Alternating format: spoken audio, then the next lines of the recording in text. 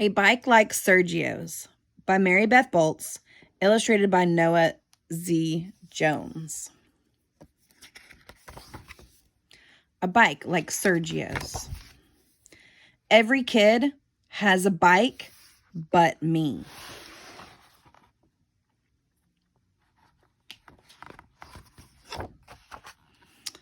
Sergio rides his new one while I run alongside, out of breath.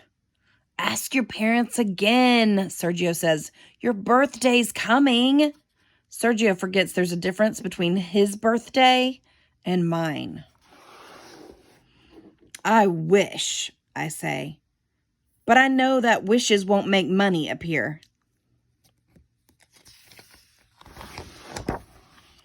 At Sonny's grocery, Sergio buys a pack of football cards. I stand in line, mad with the bread my mom wants, waiting behind the lady in the blue coat, who we see all the time. She steps up to pay and gathers her bags. In the shuffle, her purse tips. $1 floats to the floor. No one sees.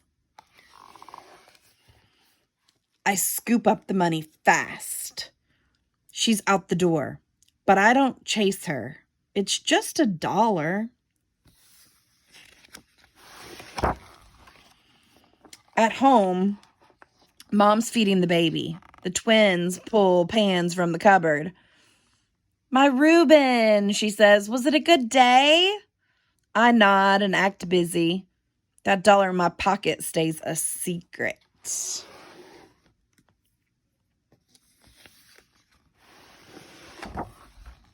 Later, when I'm alone in my room, I fish out the crumpled bill and stare. It is not $1 or $5 or $10. It is $100. My hands are shaking. That money is enough for a bike like Sergio's. Then I won't have to run. I'll be riding. Dad gets home from work late and tucks in my little brothers. When he gets to me, I squeeze my eyes shut and stay still as a stone. In the morning, the $100 bill is safe in my backpack. When I get to school, Mr. Grady says we will be learning about money and math. He sets up a store with fake bills and coins and pictures of things we can buy. I joke around and blow all my play money on a camera right away. Me on my bike is all I can think about. We stop at the bike shop after school. Inside, I walk the rows and find one like Sergio's, but silver. Man, you look good on it, Sergio says, and it's true. But I know if I ride home on a bike like that, I'll have to tell my parents where I got the money. I'll talk to them tonight, I say. And Sergio high-fives me. At home, Mom is making a grocery list for Saturday. She walks her fingers through the cash in her wallet. Then she crosses things off. Maybe next week, she says. She looks up at me and smiles. Me with the 100 in my backpack and her crossing things off. Then she hands me a $5 bill. On your way home tomorrow, could you pick up orange juice at Sonny's? When she mentions Sonny's, I feel the sweat. What if the lady in the blue coat is there? I take my stuff to my room, dump my papers out of my backpack, and that's when I see it. The zipper that was closed is open just enough, and the money that was there is gone. Heading out the door, I mumble to Mom, I'll be right back.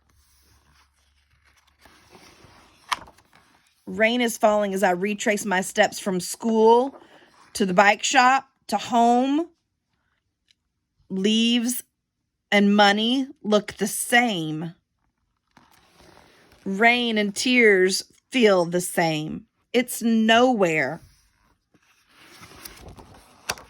I walk hunched and draggy to school the next day while Sergio rides circles. My brother built a ramp in the alley and I went airborne. He says, if you get that bike, you can use it. I don't tell Sergio that I won't be getting any bike at all.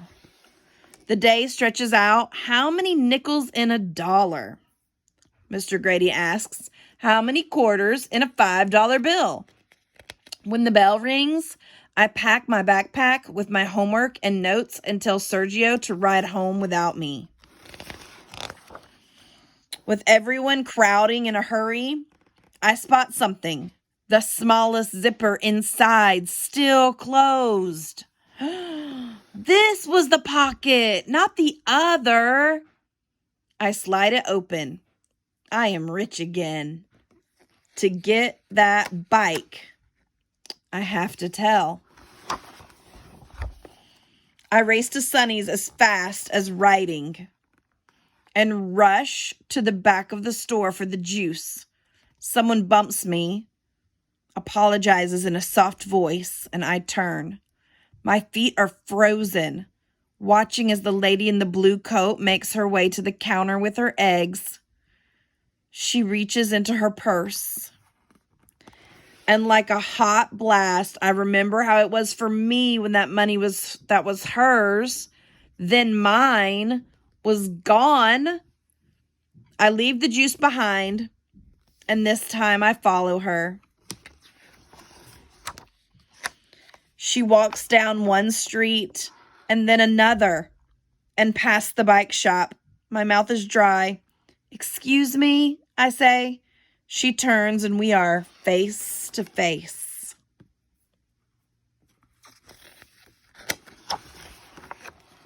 I breathe fast and the words bust loose like they've been waiting. The lady says, yes, she lost $100 and has been looking since. She tips her head. Why? I uncurl my fist. I found it, I say, holding it out to her, still folded. Her face changes from surprised to joyful to soft.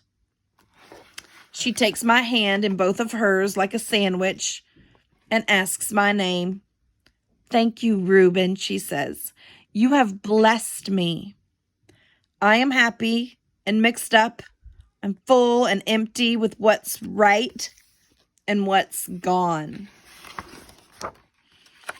At home, everyone is waiting, and the lost and found story is mine to tell. What you did wasn't easy, my dad says, setting his hand on my shoulder, but it was right. My mom pulls me close. We're so proud, she says. And in that warm house with my family all around, my birthday almost here, I am proud too.